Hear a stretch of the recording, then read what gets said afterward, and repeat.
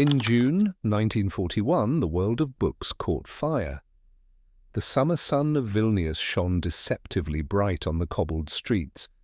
Children's laughter still echoed faintly from before the war, but now the sound had turned to boots, barking orders, and the rumble of trucks. German soldiers filled the city like an uninvited storm, sweeping through homes, libraries, and synagogues. The once proud center of Jewish learning, called the Jerusalem of the North, was falling silent. In those first days, people whispered rumors. Some said the war would pass quickly, that the soldiers were only temporary. But the signs said otherwise. Bookstores were boarded shut. The great synagogue stood under watch. And on the corner of Strachan Street, where once the library doors welcomed scholars and poets, a black flag hung in the wind. In the cramped attic of a small apartment nearby, a man named Hermann Kruk pressed his ear to the street noise below. He was a librarian, a man of words, not war. Yet now his job was survival and remembering. Around him were others, young men and women clutching books, notebooks and prayer scrolls instead of weapons. Their faces were pale, but their eyes alive with quiet fire. They had already begun to call themselves the Paper Brigade. Crook whispered, "They burn the bodies of our people. Now they will burn our books. Both are murder." Another voice, deep and calm, replied, "Then we must save what we can, even if it kills us." That was Zelig Kalmanovich, a historian and philosopher. His glasses were cracked and his coat too thin for the cold, but his mind burned with purpose. That night they huddled around a single candle as the sound of trucks echoed outside. Orders had arrived. The Nazis wanted all Jewish libraries cleared. Every book, manuscript and document would be sent to Germany or destroyed. The scholars were to sort through them, deciding what was valuable for the occupiers' so-called Institute for the Study of the Jewish Question. In other words, the people who had devoted their lives to preserving knowledge were now forced to assist in its destruction. Kruk looked at the faces around him, teachers, poets, philosophers, even teenagers who had once dreamed of studying at university. Now they were prisoners in their own city. But there, amid despair, a dangerous idea began to grow. "What if," whispered Rachel Krinsky, the youngest among them, "we don't give them everything?" The room went still. "What do you mean?" someone asked. She looked down at the open book in her lap, pages of prayers written in her grandfather's hand. "We can't fight with guns, but we can fight with this. If they want to erase us, let's make sure they fail." The candle flickered, casting trembling light across the faces of the group. One by one they began to nod. That night, the Paper Brigade made its silent oath. They would save as many books as they could by hiding, smuggling, or burying them beneath the streets of Vilnius. The next morning, German guards marched them to the Yivo Institute, once a beacon of Jewish scholarship. Its great reading room was in ruins, papers scattered like snow. Shelves were toppled, books ripped apart, ink spilled like blood across the floor. The brigade began their assigned work, sorting what would live and what would burn. Each day they handled the treasures of their culture, Torah scrolls, letters from famous writers, rare manuscripts, family diaries, even sheet music. The Germans watched them closely, impatient and mocking. But the scholars had a secret rhythm, a system of quiet rebellion. Books marked with a faint pencil line on the corner meant to save. Each one was slipped aside, hidden under coats or carried back to the ghetto at night under piles of trash. They smuggled papers inside food baskets, under firewood, even sewn into clothing linings. Some nights they buried entire crates beneath floorboards or behind false walls. Other times they entrusted precious documents to sympathetic non-Jewish neighbors who risked their lives to hide them. The work was slow, dangerous, and endless. One afternoon, a soldier laughed as he threw a pile of books into a furnace. "This is what your knowledge is worth," he sneered. Crook stood motionless, forcing himself not to speak. His hands trembled as he held another book, a rare 16th century Hebrew text. He looked around. The guard's attention was elsewhere. Quickly, he slid the book into his coat and walked out, pretending to cough. Outside, the air was sharp with the smell of smoke, but in his chest he felt a small, fierce warmth. One more life saved. Weeks passed. The ghetto grew smaller, tighter, hungrier. Yet the brigade's secret library grew larger, hidden in basements and behind brick walls. Every night they met in whispers. Rachel read aloud from the rescued pages, poems, prayers, even jokes written by children in the ghetto. Each word felt like defiance. "Why risk everything for paper?" someone once asked her. She smiled softly. "Because one day someone will read these words and know we were here." Winter came, cold and merciless. Snow buried the streets of Vilnius, muffling the sounds of patrols. The brigade now worked under curfew, their secret operations reduced to hours of darkness. Hunger gnawed at them constantly, but they pressed on. Then came news that chilled even their resolve. The Germans planned to liquidate the ghetto. Time was running out. Crook called the group together one last time in the basement of the Ivo building. Around them were stacks of boxes filled with books and documents, everything they had managed to save. He spoke quietly. "We may not live to see peace, but these words must." Together they worked through the night, sealing boxes, wrapping manuscripts in cloth, covering them with dirt and stones. Their hands bled, but they didn't stop. At dawn, the first light touched the broken windows of the library. They stood in silence, listening to the world above them, footsteps, orders, gunfire in the distance. Crook closed his notebook and said, "Someday someone will find these books, and they will know that even in the darkest night there were those who chose light."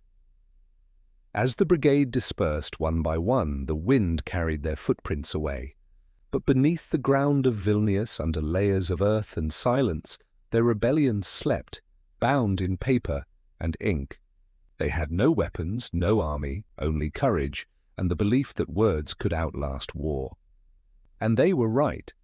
In February 1942, under the frozen streets of Vilnius, words became weapons.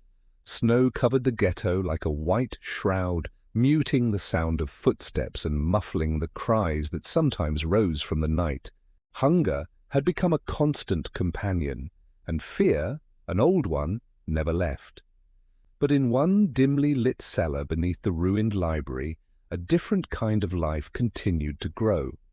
Here, under dripping pipes and cracked stone, the Paper Brigade built their hidden library. Every night after curfew, they came one by one, carrying bundles wrapped in cloth, old sacks or even baskets meant for coal. Inside were treasures, pages of poetry, torn prayer books, letters, sketches, notes from scholars long gone. There were no shelves, no labels, no catalogues, only boxes, crates, and makeshift walls of books. Yet every volume was known by heart.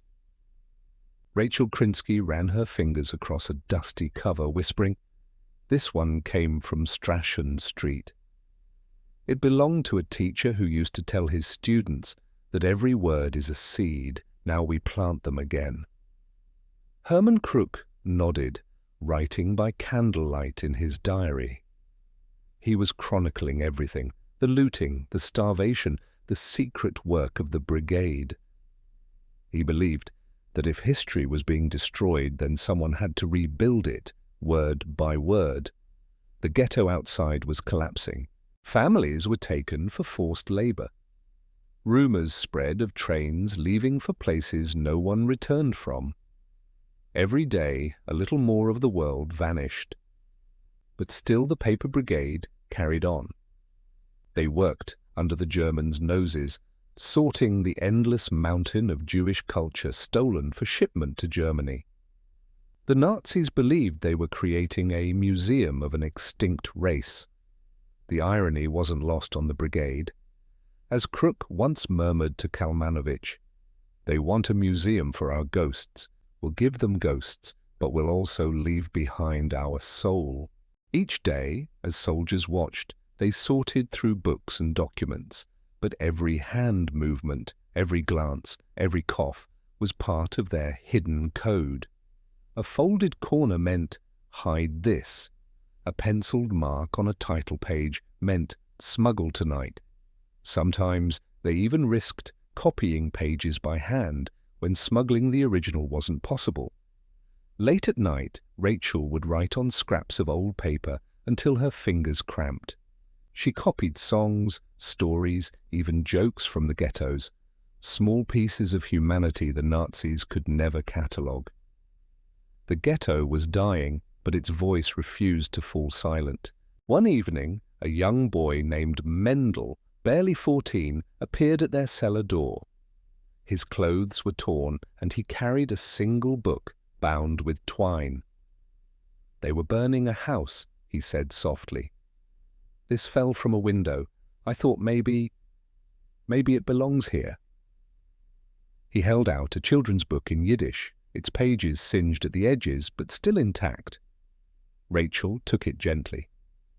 "It belongs here," she said. "You did well." From that night, Mendel became their youngest helper, slipping past patrols carrying messages and sometimes smuggling papers through cracks in the ghetto wall. He never complained, even when the cold bit through his thin coat.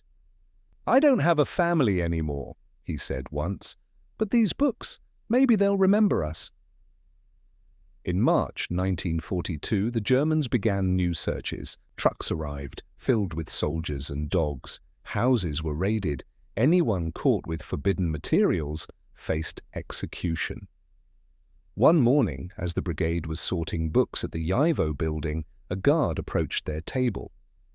His boots crunched over the fallen papers.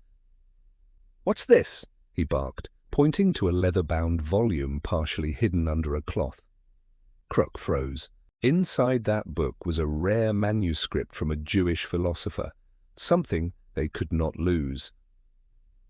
"It's worthless," Kruk said quickly. "Only theology. They used it for school lessons." The guard frowned, flipping through the pages. His eyes scanned the unfamiliar letters. After a moment he laughed, tossed the book onto the pile marked "discard," and walked away. Kruk exhaled slowly, his heart pounding. That night he retrieved the same book from the waste pile and carried it under his coat back to the ghetto.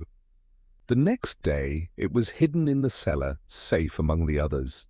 As spring arrived, the brigade's hidden collection had grown beyond belief. Hundreds of manuscripts, thousands of pages, everyone rescued at risk of death. The cellar had become more than a library. It was a sanctuary, a place where people came to remember who they were. One night, as rain tapped the streets above, Rachel opened a small diary found among the rubble of a burned house. It belonged to a young girl, her name unknown. She read aloud, "They take everything from us, our homes, our food, our names, but when I close my eyes I can still hear music. Maybe that's what freedom sounds like." Silence followed. Then Kalmanovich spoke quietly. "This too must be saved. Even her words are part of the soul."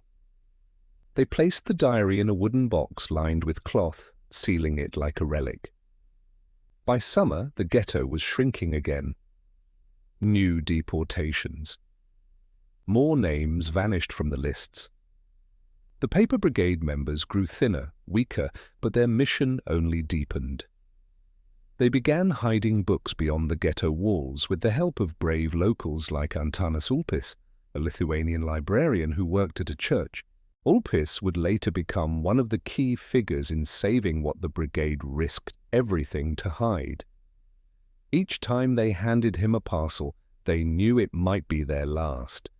Crook told him, "If we don't return, promise me you'll keep these safe."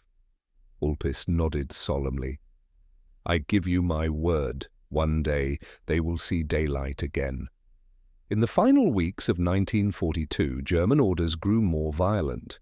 The brigade knew the end was coming. They began sealing parts of the hidden library with bricks and earth. Crook and Kalmanovich buried boxes beneath the YIVO basement. Rachel and Mendel dug small holes in nearby courtyards, hiding diaries wrapped in waxed paper. Each book buried was a goodbye and a promise. When the work was done, Crook stood in the darkness of the cellar, surrounded by the weight of words. He whispered, "They can destroy our bodies, but not our stories. What we save tonight will outlive them all." Above them, the city burned, but below, under stone and soil, a heartbeat of culture continued. In September 1943, the ghetto walls were closing in, and so was time. By the autumn of 1943, Vilnius no longer sounded like a city. It was a whispering graveyard of stone and smoke. The ghetto that once held tens of thousands now held only a few thousand desperate souls. Hunger and fear had become normal, part of breathing. The Paper Brigade, too, had shrunk.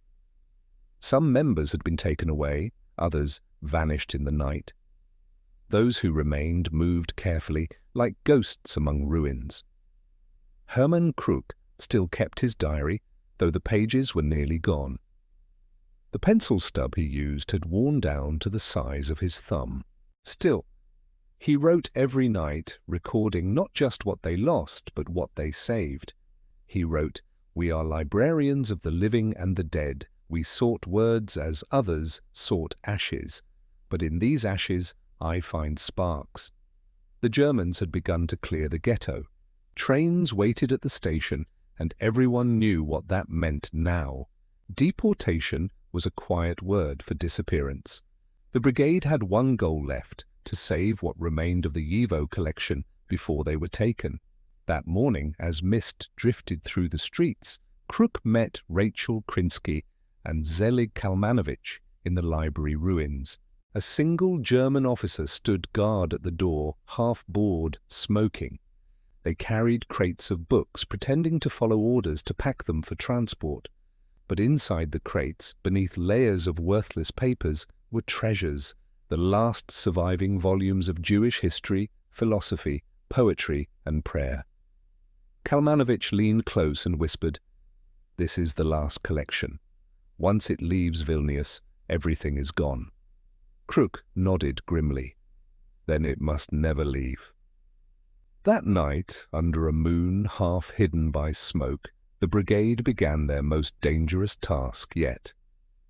They carried books in the darkness, moving from the YIVO building through hidden alleys and broken doorways. Rachel led the way, her small figure barely visible under the heavy coat that hid volumes strapped to her chest. Mendel, the young boy, followed with a sack slung over his shoulder. Each step was a prayer. When they reached the old printing workshop, Crook lit a single lantern. The floorboards creaked as they pried them open. Beneath lay the earlier hiding places, their buried boxes from months before. They worked silently, lowering the last crates into the earth. Kalmanovich murmured, "This is our Torah now, not written by God but by us, for whoever comes after."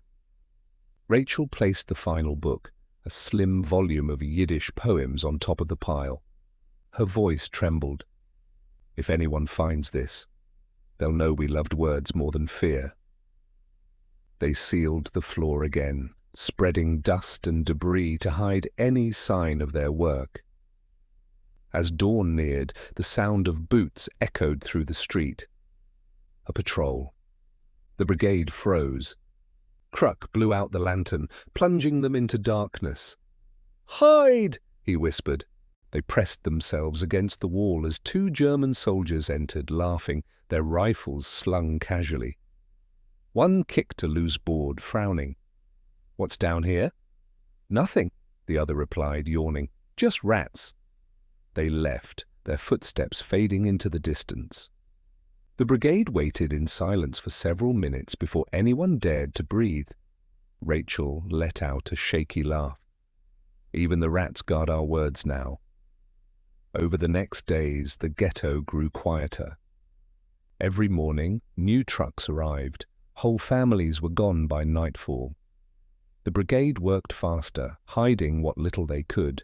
Mendel, the boy, was caught one evening near the ghetto wall with papers hidden under his coat. The soldiers took him away. For 2 days, the others didn't speak his name. They couldn't. Then Rachel found one of his small notebooks in the cellar, filled with handwriting, lists of books, notes, and small sketches of stars. On the last page, he had written, "If I don't come back, the words will. Keep them safe." She cried for the first time since the war began. By late September, German loudspeakers blared through the ghetto. All remaining workers will be relocated. Prepare to leave. No one believed the lie. The Paper Brigade gathered for what they knew would be their final meeting. The cellar smelled of dust, ink, and candle smoke. Around them, their hidden library stood in boxes and shadows. Kalmanovich looked around at the small group. "We have done all we could. The rest is in fate's hands." Kruk opened his notebook. His hand shook as he wrote, "The books are safe. The words are waiting. We, who buried them, may not see their dawn, but the books will rise again." He tore out the final page and handed it to Rachel. "If you live, keep this. If you die, bury it with the others." That night, they scattered. Some fled toward the forests. Some were caught. Others simply disappeared into the smoke. Kruk was taken during a raid days later. His diary, hidden beneath the floorboards, survived. Rachel managed to slip through the ghetto wall one last time. She carried with her a single sheet of paper, Mendel S. drawing of stars, and a page of Kruk S. diary folded inside her dress. She reached the edge of the city just as the first fires began. Behind her, the Vilnius ghetto burned. But beneath that burning city, buried deep under stone and ash, thousands of books slept, hidden hearts still beating. In the months that followed, the city fell silent. Snow came again, covering everything. The Nazis declared Vilnius Judenfrei, free of Jews. But they didn't know. Under the ruins, beneath forgotten walls and broken floors, lay the greatest secret of the ghetto, the last collection of a murdered culture preserved by the hands of those who refused to forget. Their names faded from memory. Their faces vanished in the smoke. But their words remained. And one day, those words would return to the light. Subscribe for more videos. In July 1944, as Soviet forces entered Vilnius, the earth began to speak. The war had moved on, but the scars still breathed beneath the city. Vilnius was a skeleton of itself, its streets littered with broken bricks and silence. The Nazi banners were gone, replaced by Soviet ones, yet the air carried the same heaviness of loss. Among the ruins, a handful of survivors crept back to the places that once held life. One of them was Antanas Ulpis, the quiet librarian who had helped the Jewish scholars hide their treasures 2 years earlier. His hair had turned grey, his clothes threadbare, but his eyes still held purpose. He had kept his promise. Throughout the occupation, Ulpis had risked everything, stashing boxes of rescued Jewish manuscripts inside the church where he worked, hiding them behind altar walls and beneath organ pipes. He never knew how many of the original brigade had survived, but he knew their mission had not ended with their deaths. Now, as the guns faded and soldiers marched out, he returned to the ruins of the YIVO Institute. The building stood half-collapsed, its windows shattered, its walls scorched black. The courtyard was overgrown with weeds. Ulpis moved carefully through the debris, listening to the wind whistle through the cracks. He stopped at the old basement door. It was still locked. With trembling hands he pried it open. The smell of damp earth and ash filled the air. Slowly he descended the stairs, his lantern casting a circle of pale light. There, beneath layers of dirt and time, he saw it, wooden boxes buried in the floor. The markings were faint, but familiar, the hand of Hermann Kruk. Ulpis knelt. The first box came up easily, its wood swollen with moisture. He brushed off the dirt. Inside, the past was waiting.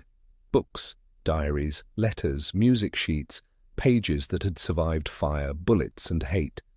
The words were fragile, but alive.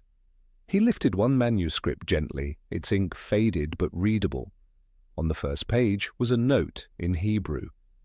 For those who will rebuild the world, these are our voices. Do not let them die again. For days, Ulpis worked in secret, digging out the rest of the boxes. He wrapped each one in cloth, labeling them carefully, and carried them to the church at night. He hid them in the basement, among old hymnals and candle wax. The irony wasn't lost on him, Jewish voices protected beneath a Christian church. But to Ulpis, words were beyond faith or borders. They were the proof that people had lived, thought, and dreamed here. He knew the Soviets would not understand. They, too, distrusted memory, especially anything that spoke of independence, religion, or identity. So he said nothing. Meanwhile, survivors began to return. Rachel Krinsky was among them. She had spent months in hiding outside the city, sheltered by a farmer's family. She came back in the summer of 1944, walking the streets like a ghost, searching for her shadow. The ghetto was gone, reduced to rubble. The homes were empty. The air still smelled faintly of smoke. But when she reached the Yivo ruins, something pulled her forward. She descended the broken steps, heart pounding. The basement was cold, the silence complete. Then she saw the lantern glow. Ulpis turned, startled. For a moment, neither spoke. Then Rachel said softly, "You found them." Ulpis nodded. They were waiting. Together, they knelt before the opened boxes. She reached inside, her fingers trembling, as they brushed the spine of a book she remembered hiding herself. Tears filled her eyes. She whispered, "We did it." Over the next weeks they worked side by side, drying, cleaning, and cataloguing the materials. Some pages had melted together, others were water-stained or torn, but most were intact. Inside one folder, Rachel found a small notebook, the same diary Kruk had kept. The last entry was dated September 17th, 1943. "We have done what we could. The words will live. If I am gone, let them remember, not me, but the books." Rachel pressed the notebook to her chest, unable to speak. Ulpis said quietly, "Then that's what we'll do." The Soviets soon reopened the institute, but under their rule, many Jewish archives were forbidden. The idea of preserving bourgeois literature was considered dangerous. Ulpis and Rachel worked quietly, pretending to follow orders, while secretly hiding the rescued materials again, this time in safer corners of the church, behind walls and beneath floorboards. It was a secret they kept for years. Every month, Ulpis would bring out one box at a time to repair, catalogue, and rewrap it. Rachel helped translate damaged manuscripts, whispering the words aloud like prayers. Sometimes she spoke to the air, as if her old friends could hear her. "To you, Hermann. To you, Mendel, we are keeping your promise." In the harsh winters, when heating was scarce and food even scarcer, Ulpis refused to burn a single piece of paper for warmth. "These pages are fire already," he would say. "The kind that keeps memory alive." Rachel would smile faintly, her eyes tired but proud. Years passed. Governments changed, wars ended. Yet the hidden library remained safe, waiting for the day it could breathe again. In 1948, the Soviets began closing down Jewish institutions across Lithuania. They ordered the destruction of redundant archives. Trucks arrived to seize the collections from the Yivo ruins. But when officials came to the church, Ulpis met them calmly. "No such materials here," he said. "Only hymnals." They left without searching.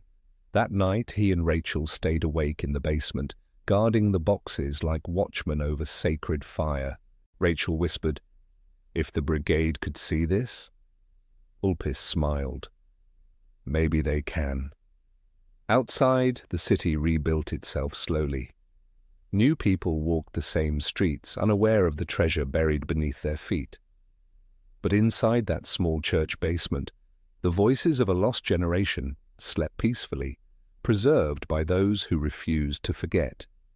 For Rachel, every day became an act of remembrance.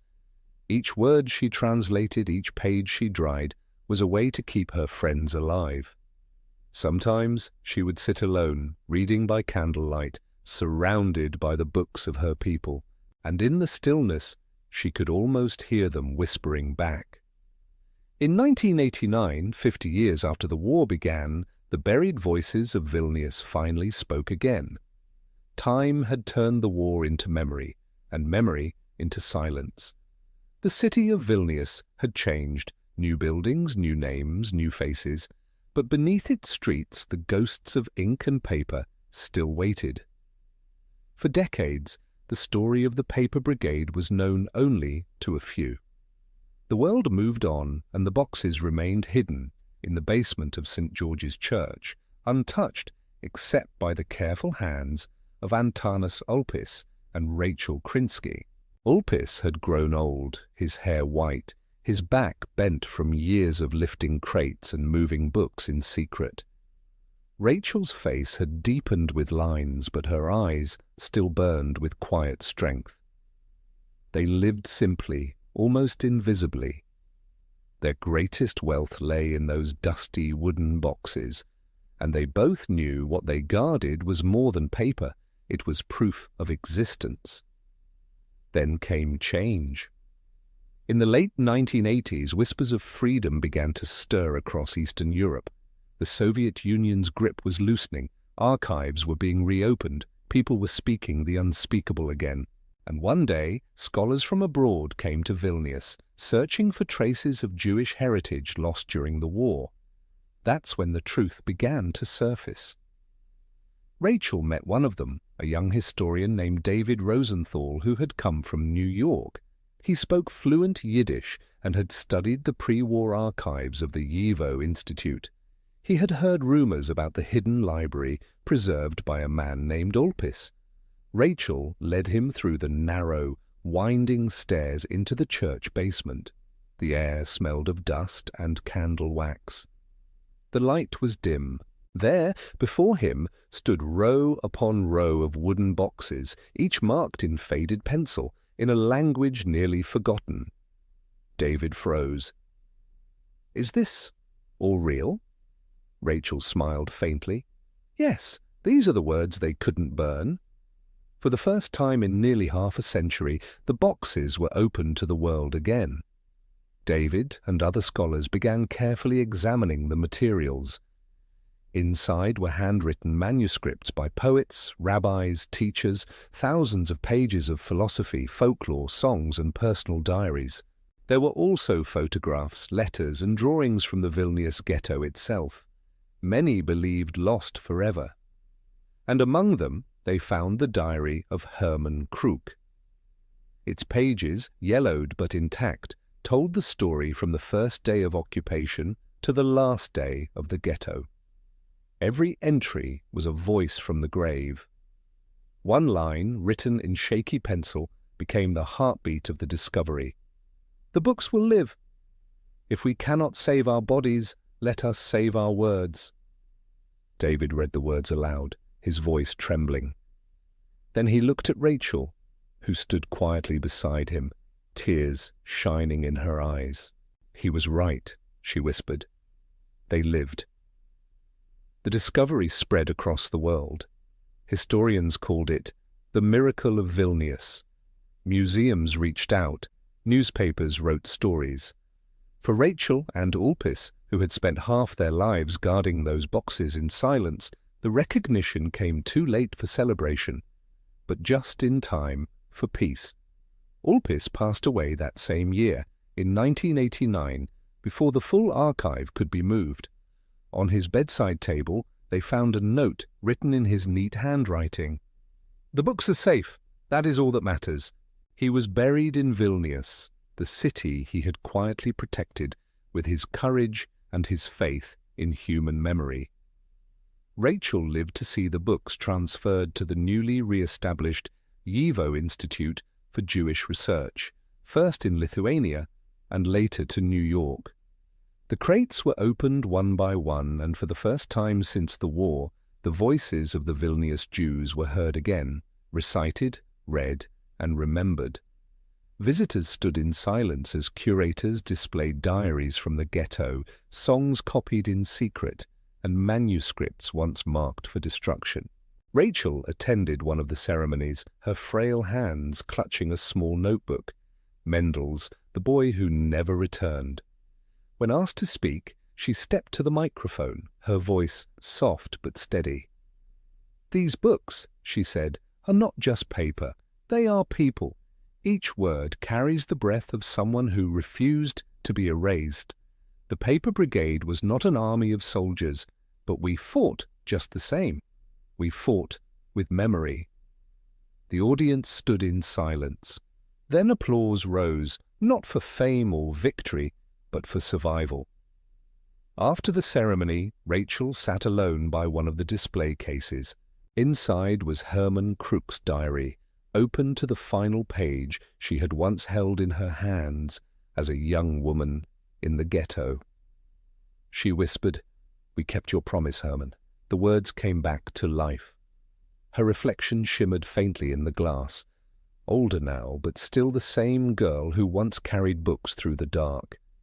Outside, the city of Vilnius was bright with summer. Children played in the same courtyards where soldiers had once marched. The sound of laughter rose again. For the first time, the city felt alive. Years later, historians would call what the Paper Brigade did the greatest rescue of Jewish culture during World War II. But for Rachel, it was never about history. It was about love. Love for words, for people, for the idea that truth could outlast terror. When she passed away quietly in her sleep in the early 1990s, her few possessions were found neatly arranged: a worn photograph of the brigade, a folded piece of Mendel's star drawing, and a letter that read, "They wanted to erase us. We answered with ink. Tell the next generation that we were here, and that the words never died." Today, the rescued collection, tens of thousands of pages, is preserved in Vilnius and at the WW2 Institute in New York. Scholars still read them, translate them, and share them. And though the streets of the old ghetto are quiet now, the voices of poets, teachers, and children continue to speak across time, reminding the world of the power of memory, courage, and the written word. When you stand in the reading room where those books now rest, you can almost hear it. The faint sound of pages turning, whispering like wind. The echo of those who risked everything for something no fire could destroy. Not for glory, not for revenge, but for the soul of their people.